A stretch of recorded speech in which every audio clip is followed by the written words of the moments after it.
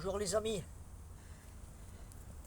je suis en train de faire un beau grand nettoyage ici du terrain avec tous les débris de branches, d'arbres brisés, cassés, qui sont tombés, qui ont été déracinés par les intempéries, par les vents très forts.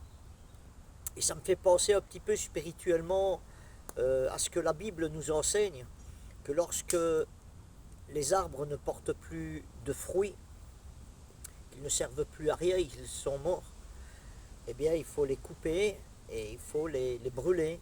Bien sûr que je ne vais pas tout brûler ici même sur place, parce que je vais quand même garder pour l'hiver un petit peu, mais ici je débarrasse un petit peu les alentours pour faire du nettoyage.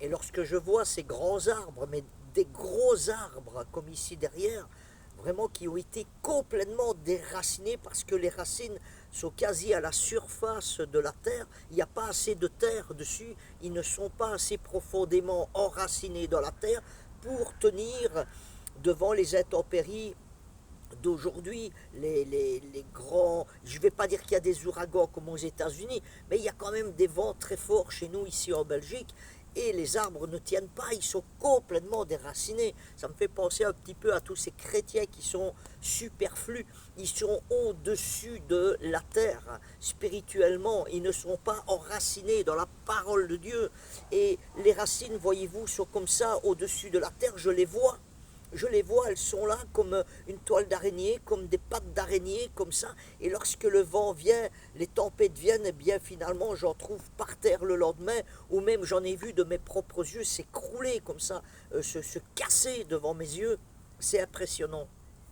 Ça me fait vraiment penser à la vie spirituelle de beaucoup de chrétiens aujourd'hui. Mais j'aimerais vous prendre l'exemple du palmier. Vous connaissez les palmiers en plein désert, les palmiers, les oasis. Regardez-les. Rares sont ceux qui ont été déracinés. Ils sont bien souvent courbés. Oui, on dirait qu'ils ont un torticolis tellement ils ont été éprouvés par les vents très puissants du désert. Et d'ailleurs, partout où il y a des palmiers, mais ils forment des oasis, ils sont courbés. Il faudrait leur mettre une minerve hein, quelque part. Il y a des chrétiens, il faut leur mettre une minerve hein, parce qu'ils ont le cou trop raide. Hein. Mais là, les palmiers sont tellement bien enracinés. Et vous savez, les palmiers, pourquoi ils ne cassent pas oui, ils peuvent casser, hein, ils peuvent casser, mais ils sont toujours enracinés, donc ils repoussent. Ça, ce sont des chrétiens bien enracinés. Hein, c'est l'image. Eh bien, le palmier, ses racines descendent en profondeur, à plus de 60 mètres de profondeur, parce qu'ils vont chercher la source, la nappe phréatique. Ils vont chercher la source. Le chrétien doit aller chercher la source. Il doit descendre ses racines dans la parole de Dieu, son entretien avec le Saint-Esprit, son entretien dans son intimité la plus grande avec le Seigneur. Dans la nature, c'est ici dans la nature, ça m'inspire, je ne pensais même pas faire cette vidéo, pas du tout. Là, j'ai rien préparé du tout, mais je suis inspiré. Et je me dis finalement, il y a des chrétiens superflus, et ils ont leurs racines tellement mal enracinées, à la surface de la terre, à la surface de la parole de Dieu, à la surface de la volonté de Dieu, que oui, ils chantent, ils louent, ils prient, il faut des jeûnes, oui, mais ils ne sont pas ancrés, ils ne sont pas enracinés dans la parole de Dieu. Et c'est comme la maison qui a été fondée sur du roc avec des bonnes fondations, elle tiendra pendant les tempêtes, mais celle qui a été construite sur du sable, eh bien elle va finir par s'écrouler. Il faut des fondements solides et le palmier, lui, est enraciné à plus de 60 mètres de profondeur. Il peut être courbé, il peut casser, mais il est toujours enraciné, il va repousser. Et le chrétien qui est éprouvé, il est comme ça, il est comme un palmier. Il est bien enraciné dans la parole de Dieu et il n'y a rien qui va le faire lâcher, rien. C'est extraordinaire, la parole de Dieu, l'inspiration de la nature. L'homme est contre nature. Tout ce qui touche l'homme, je ne vais pas dire qu'il détruit tout, il fait des belles choses l'homme, hein. Dieu a donné une intelligence à l'homme. Mais malheureusement, la nature se réveille et la nature nous répond. Et voilà ce qui se passe, les intempéries, réchauffement climatique.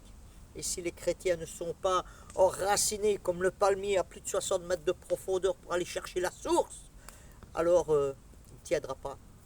Je veux tenir le coup. Je veux m'encourager moi-même, chers frères et sœurs, chers amis qui écoutez cette parole. Voilà, j'étais J'étais pas censé faire cette vidéo, mais je la fais parce que je suis inspiré et je pense que c'est voulu de Dieu, du Saint-Esprit, parce que je suis continuellement en communion avec le Seigneur.